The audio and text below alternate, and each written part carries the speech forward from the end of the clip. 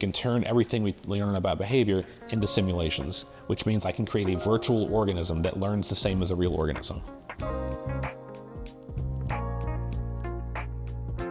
There is one more thing, because I've told you about just one area of my research, which is sort of the animal behavior, and I'm building that on efficient invertebrates. But I'm also interested in, when we understand learning, can we turn it into something quantitative, something mathematical, which I know sounds scary, but it's not that bad. But if we really understand behavior, we should be able to make a very rigid rule for it, so we can turn everything we learn about behavior into simulations, which means I can create a virtual organism that learns the same as a real organism. And for me, that's like the most fun ever. I mean, I love animals too, but it's like, it's cool to be able to make your own animal and say, yeah, my virtual roach learns like my real roaches. So I have a lot of interest in that. I have some students looking at machine reinforcement learning, which sort of comes from the computer science perspective, but it's inspired by reinforcement and behavior analysis. But behavior analysis sort of doesn't know about that, so I'm trying to like bring it together and do some things where we can really understand behavior in a very sophisticated way. That means we can predict what's going to happen, but also simulate things. And then I also like to take the animals and the simulations, like all the stuff we've learned, and then see if we can bring that back to the classroom. Because I told you we'll work with animals in the classroom. I'm also working on, can we make like video games for the classroom where your assignment is like, okay, you train this virtual rat. And people have done some of this stuff before, but there's been really only 2 big behavior simulations like that before, and it's been a while. And also I want to do it. I think it'd be fun. So we can actually create things that are sort of tailored for how to learn about behavior. We can bring them to class, we can put them online for people, and it can be built by people that know about behavior, that have learned about behavior from studying sort of the kind of animals we have. So really I have those 3 interests. The animal behavior is the biggest one, but also can we quantify and simulate stuff, and then can we bring the animals and the simulations into the classroom?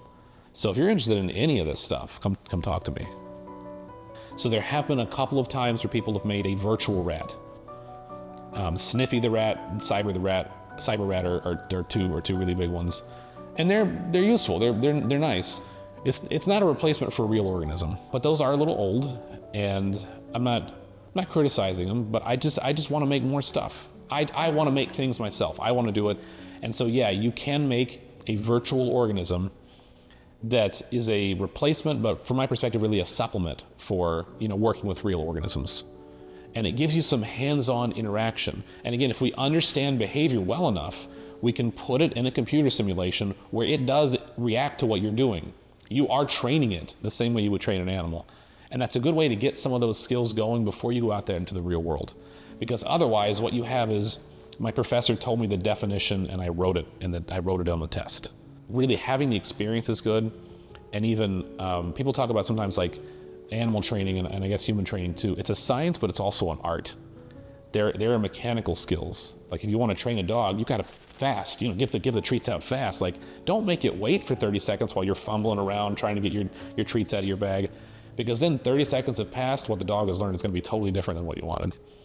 So there's the intellectual skills, the conceptual stuff, the mechanical stuff, and it would be really nice to have some sort of simulation, some tools we can tailor to what people need to develop those other skills. I'm just starting this stuff. I'm probably not going to do 3D VR. I actually know people that have done that. I want to make simple 2D video games. You can press a button to deliver food, or maybe the animal is doing some weird behaviors, and your job is to be like a scientist to figure out, okay, what's happening. But the technology I use for that is the same thing I use for the experiments for these guys. So the last experiment I did with them, I have a video game engine called Unity, and that's what I'm using to present the stimuli for them or whatever. And so I actually really want to make, I've made videos for this where I can show just animal learning, but I want to make something interactive. So sometimes when we have like theories of behavior, we have our basic rule like, oh, okay, if you present something over and over again, you will become accustomed to it and respond less. That's habituation. But there also might be little parameters in there. Like, okay, what is the effect of stimulus intensity? What is the effect of time between stimuli? When I mean stimuli, I mean the thing you're presenting. And so we might have little sliders you can adjust to adjust how each one of those parameters affects behavior. When we're doing something like reinforcement, We might have, oh, can you adjust the magnitude of the reinforcement? If we have a real-time simulation, something that's running like continually, you can tell the student, okay, why don't you deliver the reinforcers like a little bit delayed? Like be like you're kind of like training the animal but not totally paying attention, and see what happens to behavior. And they can actually watch it fall apart. Simulations I've made. So I started this really only like a year ago, and the first project I did this was part of an RET grant. It's an NSF grant, Research Experiences for Teachers. So I had high school and middle school teachers that I was training how to build this kind of stuff for their classroom. And so I had a quick like video simulation I made on habituation learning. I was looking at diffusion of molecules across cell membranes. There's a special name I'm looking for, but where you can have ion channels that can open or close, and so you can see things, like going across cell membranes. I don't know if you've ever seen sodium and potassium ions on one side or the other side of the membrane. It's something that for psychologists we learn about when we're learning a little bit about neuroscience. And then I had one like really simple like statistical demonstration. I don't know if you've ever heard of a Galton board. It's like a board with a bunch of pegs in it and sort of a triangle pattern, and you like flip it over, and all these little marbles come bouncing down the pegs. And as the marbles are bouncing down the pegs, it sort of distributes in this nice smooth pattern.